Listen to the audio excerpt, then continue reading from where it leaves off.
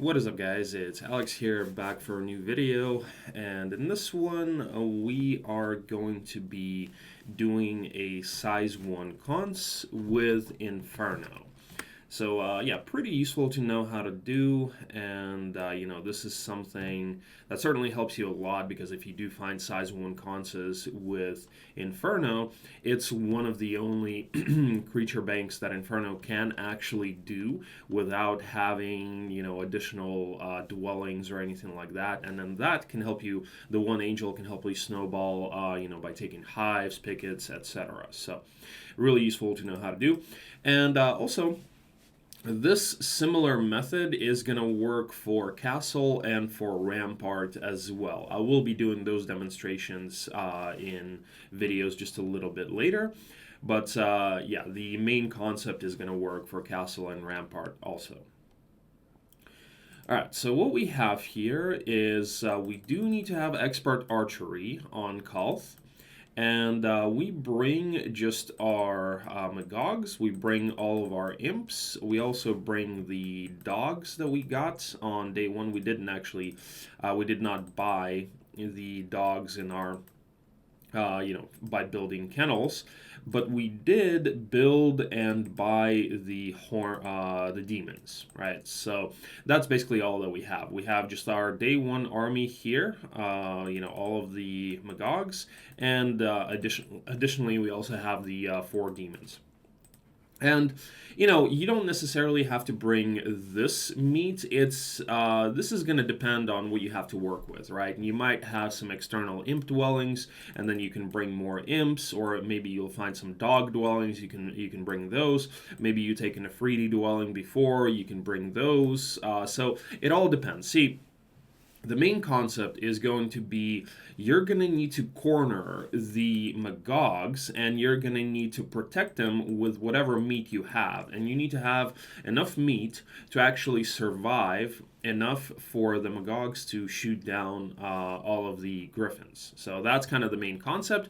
And, as long as you can accomplish that, whatever meat you bring or whatever army you bring to help you do that is fine. So let's just get into this. I will do 2 demonstrations, one with a Royal Griffin stack, one without a Royal Griffin stack. So when you have a Royal Griffin stack, what you want to do is you want to have meat in positions 3 and 4 so that the Griffins, the Royal stack moves first, and they fly to actually block your Magogs. But if you have some meat that's more attractive for them to attack in slots 3 and 4, they're not going to actually attack the Magogs, they'll attack the meat. And that's what you want. You do not want to take any hits on your Magogs. Alright, so you see the Royal Griffins flew to block our Magogs, but they attacked the dogs. And now immediately we start repositioning. So first we position the dogs over here. This is where we're going to place our Magogs, and then we're going to kind of cage them so that they cannot get hit. And the Griffins are just going to fly to, attack the meat, and the Magogs will be able to shoot them down. Again, this is not like an exact tech where, things may differ depending on morales, depending on what meat you have available, etc. You just got to kind of follow the main concept, and I would suggest that you practice this on your own before you actually apply it in a real game scenario. But yeah, you just kind of need to follow the main concept of basically cornering the Magogs and having enough meat to protect them while you shoot down the Griffins. And that's kind of the main idea that you want to follow, and the main idea that I'm trying to get across. Not like an exact kind of positioning of your units or whatever. So this is not like an exact formula, more like a guideline. So just keep that in mind. All right, so we do reposition. The Magogs go here. And see, and this is why, like morales, this is already something that kind of messes things up a little bit because they attack the imps. So the imps will tank fewer hits here. But You know, so for that reason, it's always good to have an anti-morale artifact as well. But in most cases, you can still manage even with morales, you know, as long as they just don't morale like completely crazy.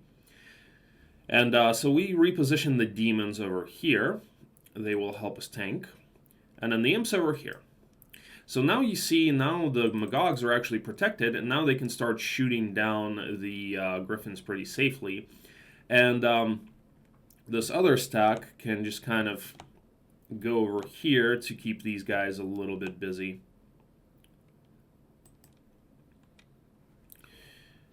Okay, and the other concept here with Inferno, this is going to be specific to Inferno, you want to try to bait them to give you shots on multiple targets, 3 if possible.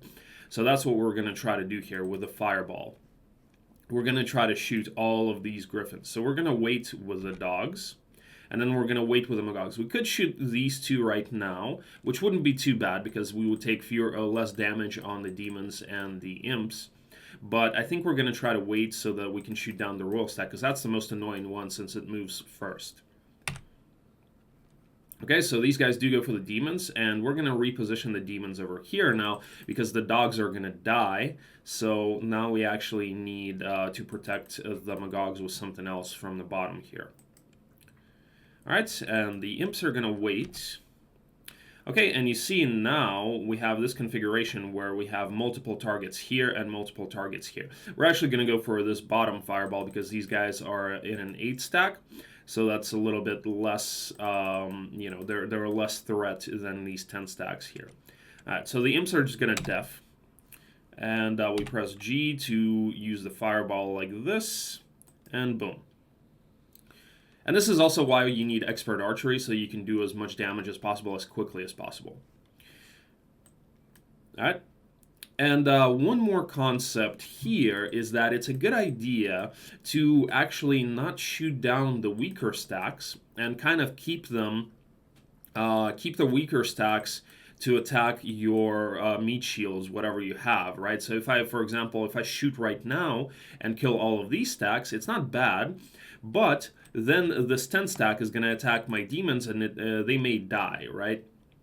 So what I'm going to do is I'm actually going to wait and have like the 4, well actually the 4 stack is not going to attack, so it's going to be the 8 stack that's going to attack. So that's a little bit less damage than from the 10 stack. So also keep that in mind. Whenever you can do that, whenever you can have weaker stacks attacking your meat shields and then you shoot down the stronger stacks on the outsides.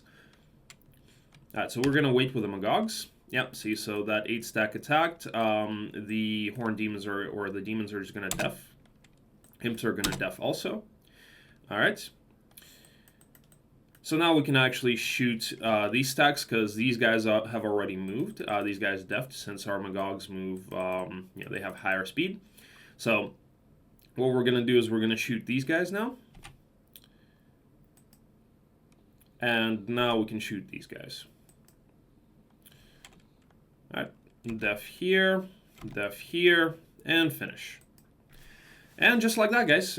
So pretty minimal losses here, pretty acceptable. Just some imps, 3 demons, and 4 dogs, and we get 1 angel. So that is how you do it. Okay, and now we have the size 1 cons without the royal stack. So this is actually a little bit easier because we don't have to worry about the royal griffins moving first. So we can basically immediately start repositioning, and what we're going to do with the Magogs is actually shoot this stack right away. Move the demons here. Then we're going to hit this stack with the imps, and then they fly to attack the Magogs and die to retaliation. And now this 1 stack, the other thing that you do have to pay attention to, since we already moved with the Magogs, this stack is going to hit them, right? So what we got to do with this last stack of imps is move it over here so that these griffins attack the 1 stack and, you know, cannot reach the Magogs. Okay, now we can wait with the dogs, position the Magogs here, position the demons here, wait with the imps, def with the imps, def with the dogs, wait with the dogs, and now we can just shoot right here. We will kill our own dog, but whatever, it's fine. Okay. We may as well hit with the demons here. It doesn't really matter, but...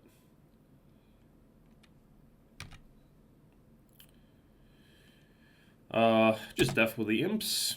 Then we can shoot these 3 stacks. Wait. Finish this stack. Don't need to hit. Actually, we're not even going to lose any demons, so it's fine. And just finish this 1 stack.